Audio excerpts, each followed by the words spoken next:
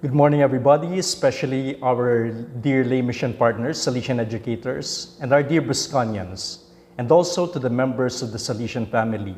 Today is June 23, and I'd like to begin by reading this anecdote.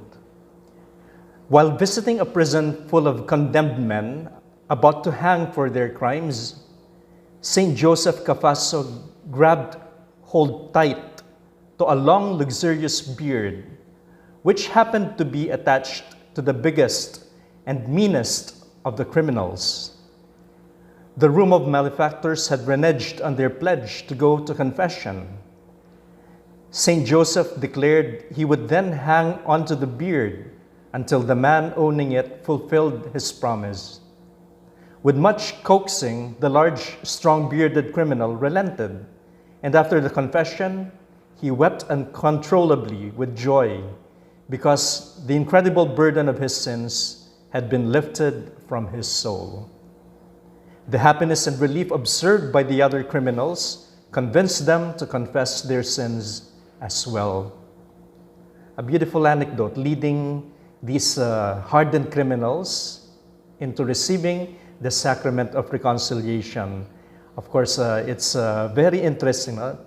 Hinawakan niya yung balbas nung yung prisoner na yon, and with that seemingly funny gesture, they were all led to confess their sins. Today we celebrate the feast of that saint, or the memorial of that saint, especially if we are in the Salesian houses. I do not know about the other churches, but he's not so well known outside the Salesian circles, but definitely among the Salesians, he is well known, and definitely in Turin, this is celebrated with greater solemnity, even as a feast. The statue that you see there on your screen is the statue of St. Joseph Cafasso in Turin, a few hundred meters from the Basilica of Mary Help of Christians. Dito bumababa kapag pagsasakay ng tram, ito yung stop na malapit doon, malapit itong statwa na ito. And it's the statue of St. Joseph Cafasso together with a prisoner. And they say that it is at this place, if I'm not mistaken, it's Rondo de Forca, that area. This is where they were doing the hanging of the criminals at that time. You know, there was a death penalty before, in 19th century Piedmont in northern Italy. And this is where they hang these criminals, what they call the gallows. That's why St. Joseph Cafasso is called the priest of the gallows. Why? He prepared them for their execution by administering to them the sacraments. And this is the apostolate that he was doing while he was forming young priests. You know, St. Joseph Cafasso was a contemporary of Don Bosco. He was a few years older than Don Bosco. They came from the same town. Magkababayan sila from Castelnuovo Dasti. And they met when they were still young. Don Bosco was about 14 years old. And he met Joseph Cafasso, who was then a seminarian. And then later on, of course, from that time on, they became good friends. Later on, he became the spiritual director of Don Bosco for about 30 years, if I'm not mistaken. A long time that he was spiritual director to Don Bosco. And, you know, he was not only a friend, but a teacher and the spiritual guide to Don Bosco. The turning points in Don Bosco's life, many of them were through the advice of Father Cafasso.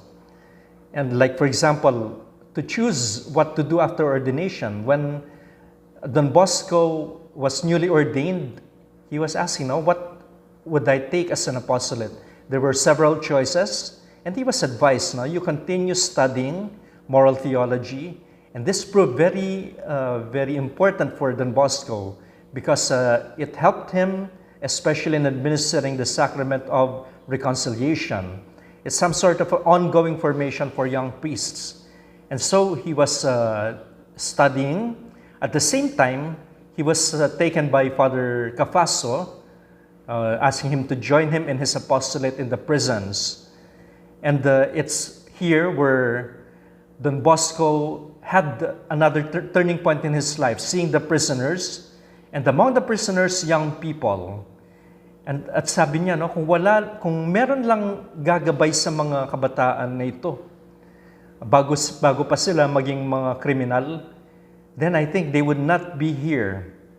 And so he resolved to be there even before these young people would get these bad habits.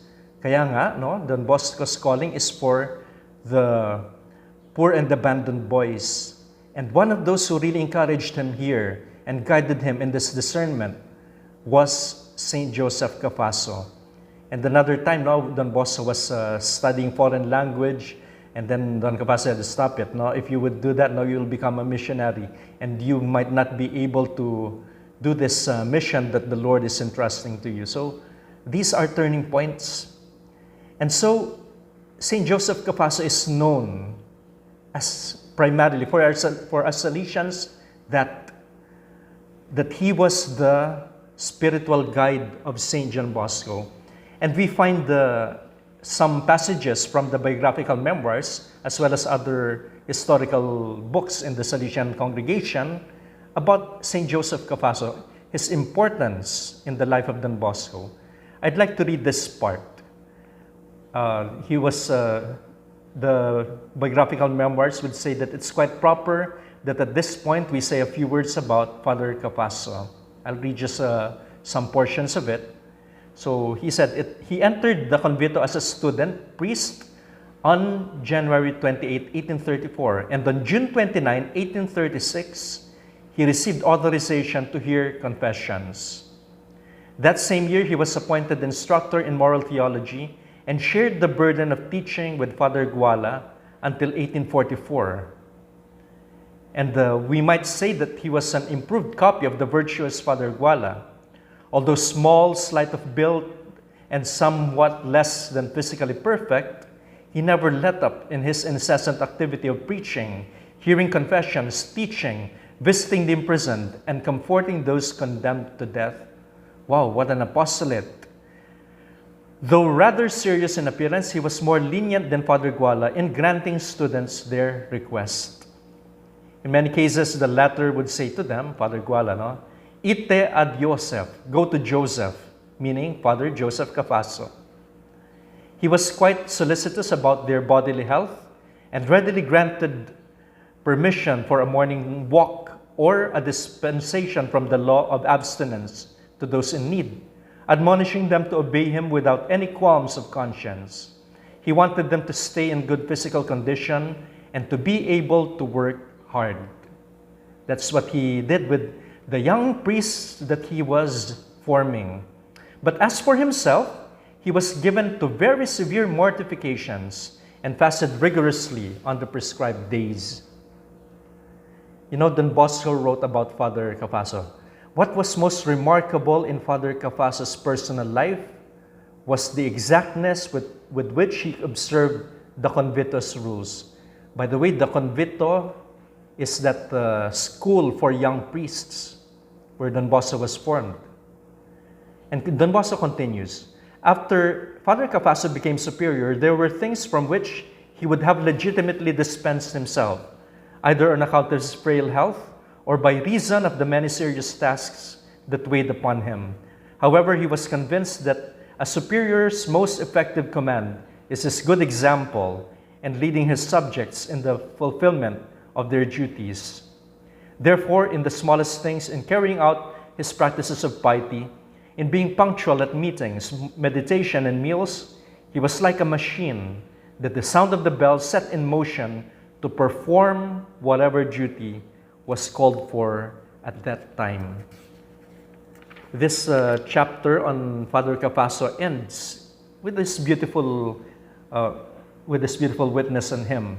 This saintly priest, this expert in the art of spiritual direction, Don Bosco chose as his spiritual guide and confessed to him regularly once a week from then on.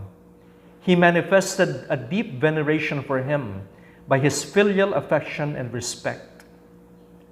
This esteem was not so much due to the fact that they came from the same village, but derived rather from Father Cafasso's proficiency as a guide in the path of perfection and sanctity.